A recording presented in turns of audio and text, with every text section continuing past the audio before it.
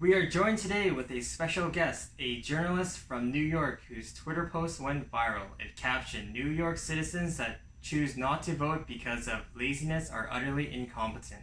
Hashtag participatory budgeting program."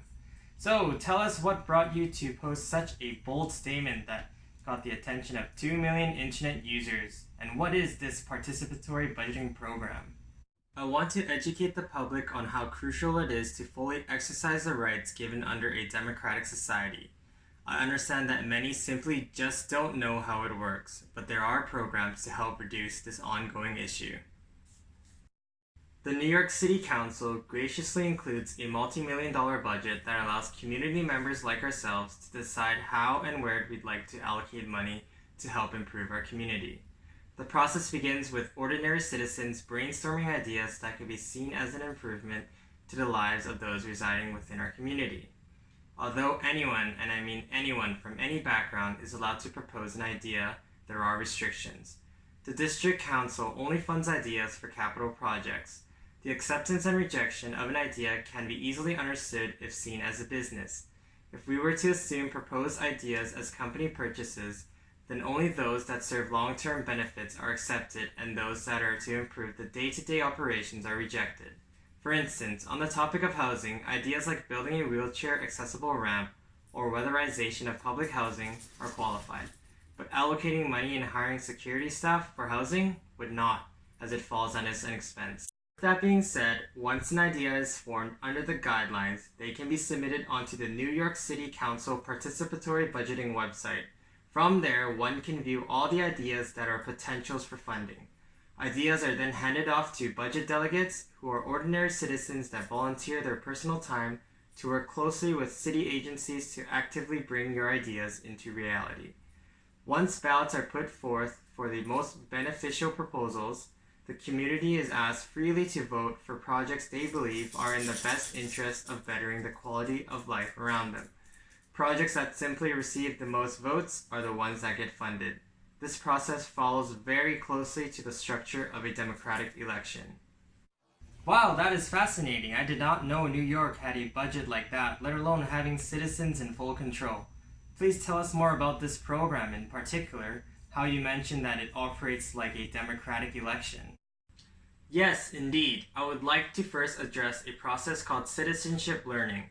It is simply the concept of developing citizenship values and political competencies through various informal, non-formal, and formal channels. Rather than solely relying on formal educational means, like reading textbooks or attending classes, citizenship learning emphasizes the importance of one's personal experiences as the prime agent of learning. So by combining knowledge and experience from schools, your family, the media, and your community provide the most effective approach to citizenship learning. Learning by way of drawing from one's unique experiences is highly intuitive in regards to human behavior, as it builds and expands on existing knowledge, skills, and values. In 2015, New York's City Council began providing a budget of $2,000 for 400 high schools in attempts to bring practice and preparation for the youth on participatory budgeting, and more ultimately preparing them as they are the future leaders of our nation. By creating an exact replica of the initial program, students are given opportunities to strengthen their political competencies, therefore being well equipped as they become of legal age to vote and involve themselves in politics. This miniature-scaled budgeting program for the youth also simulates the idea that younger people indeed have the power to make changes to the world around them. By feeling a sense of empowerment, gives an incentive to participate, and in return, people will intuitively gravitate back after seeing positive impacts done on their own accord. That is so awesome that New York's City Council has considered the youth as they are, as you said, the future of our nation. But as you mentioned, how does it strengthen our political competence? So the key takeaway from participatory democracy is that it is only an accompaniment to the representative democracy we happily live in. As of 2019, New York City has successfully completed 8 annual cycles of participatory budgeting. Over the 8 years, the city has allocated tens of millions of tax dollars through the collective votes of over 120,000 active members of society. Yes, that sounds impressive, but we must understand that these quantifiable achievements are not the aims of the movement. It is rather the objective to emphasize the privileges of citizens residing in a democratic society, which should never be taken for granted.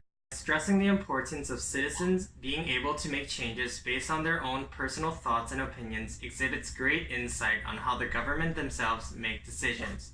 This is an excellent form of experience-based learning, as citizens receive direct feedback from their non-modified inputs rather than electing representatives to decide what they would think best.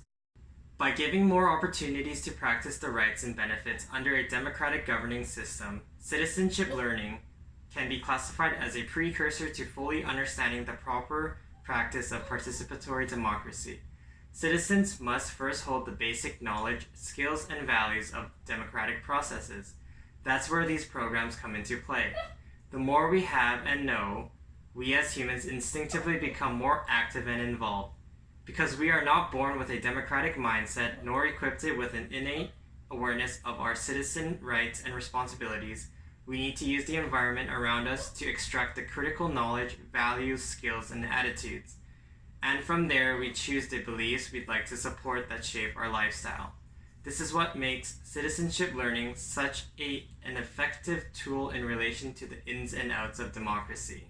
It fills the empty void that we as citizens do not entirely understand of what exactly happens with democracy and civic engagement. Thank you for your time. I definitely have learned something new that I will certainly share with others.